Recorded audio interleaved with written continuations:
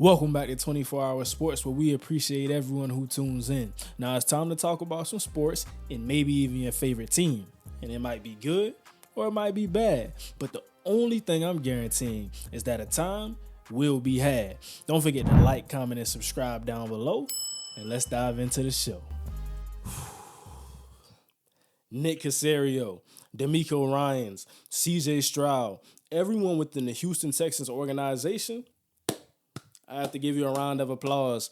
I want to commend this football team for doing what I like to call some big game hunting and adding one of those top-end receivers in Stefon Diggs before the 2024 NFL Draft and before the 2024 NFL season. We're going to talk about Diggs in this video. We're going to talk about the Houston Texans in this video. We're also going to talk about the AFC heavy hitters and why I think the Houston Texans are right there in the mix of those types of teams. Now, I want to reiterate some of these details just for those who may not know the full details just yet. Now, I know it's been 2 days. This trade went down on Thursday, but I want to recollect some of those thoughts so we can flow through this video together. We all want to be on the same page and have that conversation down below in the comments. Now, Buffalo Bills send Pro Bowl wide receiver Stefon Diggs to the Houston Texans.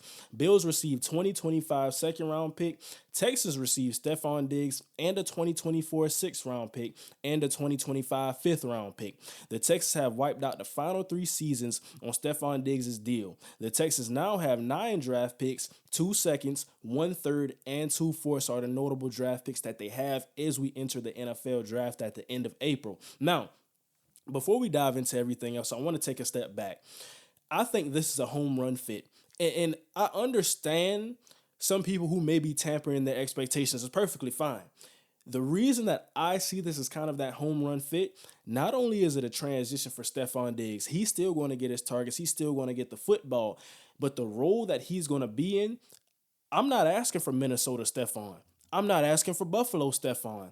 I'm asking for the Stefon who's now transitioning to be my prototypical Z receiver. I have my big body guy who can beat the press and get down the football field. That's Nico Collins. He did it last year. He showed us that at a high level. So he's not asked to be a guy who's coming in here with the heavy workload who has to carry the offense. And then you also look at it and say, we got Tank Dell. He's going to be coming back fully healthy. It's just so unfortunate how that injury happened last season. Down there on the goal line, trying to make a block, fractures his fibula. But we have to remember the caliber of a rookie season that he was having to understand why this matters so much. We talk about, okay, who's going to dictate the coverage? We got to cover Nico. We can't leave Tank Dell in the slot one-on-one every play. It's just not going to work like that. If he has a two-way go and he is lined up against your nickel corner, he's going to have work and he's going to feast. So also we go to the outside.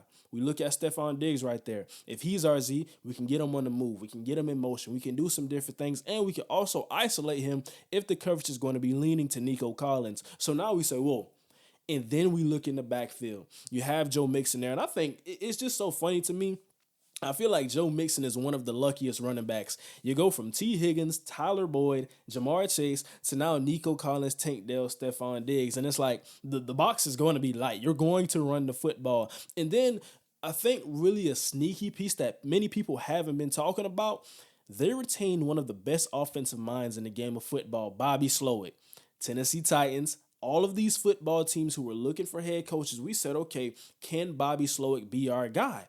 Bobby Slowick stayed home. He's with the Houston Texans. Very, very good offensive coordinator. And also, this is building really that camaraderie and synchronicity with a guy like CJ Stroud. For rookie quarterbacks, it's saying, okay, I had a historical rookie season. Now I can build on that because I'm staying in the same system. It's going to be the same verbiage. I'm looking at all of my weapons. I understand this. I understand the protection schemes. And now, if we got to check into a run because of a light box, we got Joe Mixon right there. And we still have Dameon Pierce, who I hope can bounce back in this upcoming season. Really like Devin Singletary as well, but I think he's going to do some good things for the New York Giants. Getting back to the trade details, I'm looking at 9 draft picks in the 2024 NFL draft.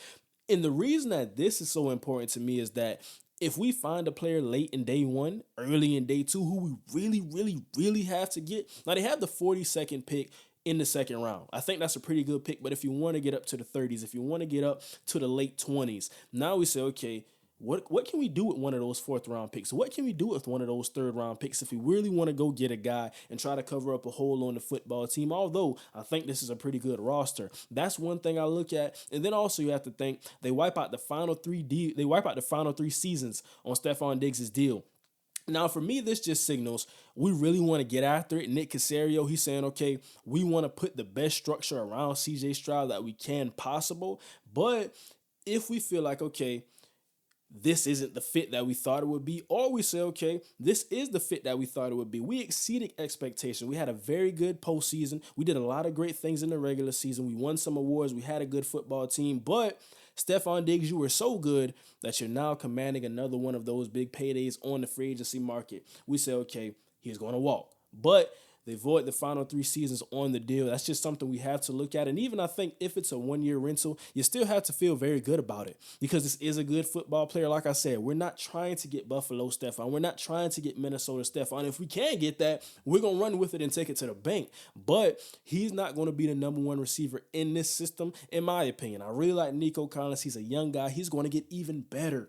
So we have to think about that as well. Like I said, you still have Tank in the slot. You got Stefon out there. And then you also have to think very good pass catching tight end in Dalton Schultz. So I'm liking a lot of the weapons here, and this adds to a long list of the Texans offseason additions. I haven't even gotten to that point just yet, but you look at, okay, Stefon, Danielle Hunter. It's so funny to me when teams, because we kind of saw this with the New York Jets and the Philadelphia Eagles.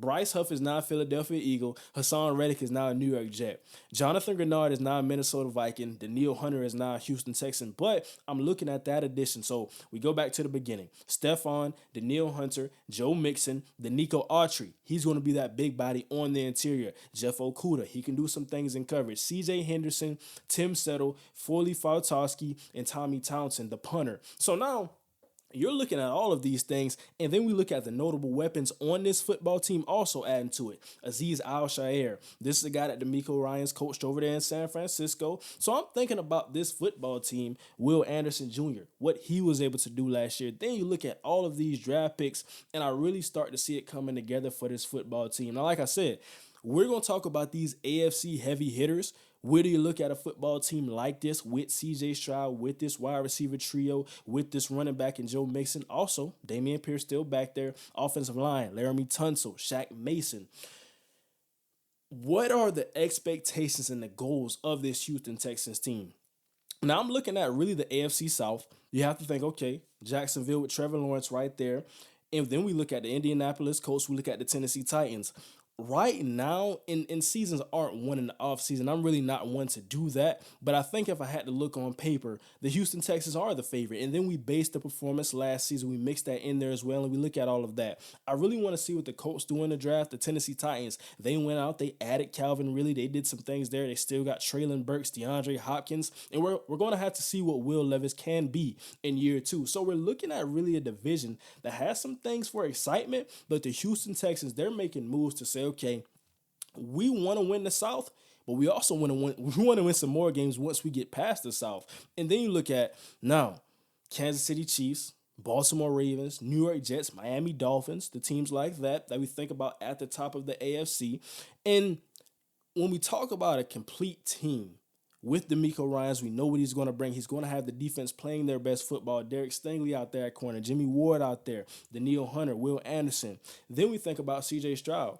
I don't feel that he's going to have a sophomore slump. The reason I feel so confident is because he's just a good football player, but also, like I said, you retain Bobby Slowick. It's going to be the same system. There's going to be a level of comfortability within that system. So I'm looking at that, and we have to think about it. This is a team that was right there in that divisional round. They played the Baltimore Ravens. They lost that football game. And I think now, looking at some of the things that happened in that football game, how can we get better and what can we do to now go out there again in the divisional round if we face the Baltimore Ravens again? Now, they got Derrick Henry, Danielle Hunter, Will Anderson. We're going to have to take care of that, Azeez Al-Shaair. But I think it's saying we found something last year, and we want to build upon that, and we feel that if we build upon that, Kansas City Chiefs, we can be right there. Baltimore Ravens, we can be right there. New York Jets, Miami Dolphins, we can be right there with those teams.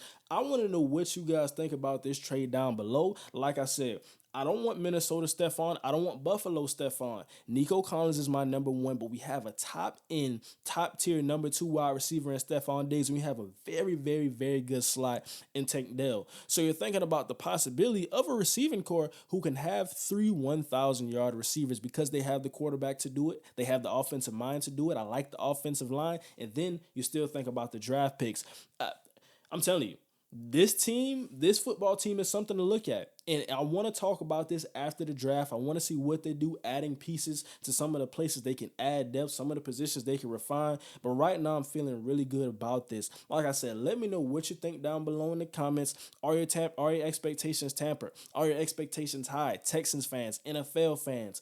What type of Stefon Diggs do you feel that you would get for the Houston Texans? We knew the tension was high in Buffalo. We knew he and Josh Allen, they had some misunderstandings. They had some blow-ups on the sideline. But now, will he come in here, understand what the culture is? DeMeco Ryans, he's not going to have that. So you look at that, CJ Stroud, you can't do that to this quarterback. You can't do that to any quarterback, and I think that was some of the problem with Josh Allen. When you have a franchise guy, if we have to choose between you and our franchise guy, we're going to choose the quarterback, and that's what we saw there in Buffalo. But really, really good move, and I like the foundation of this team. I like everything they did this season. So I want to see what the offseason looks like as we continue the offseason, but that's going to do it for today's episode. Like I said, please let me know down below what you think. Don't forget to like, comment, and subscribe as well. We will be back with more content. But that's going to do it for today. And now, we out.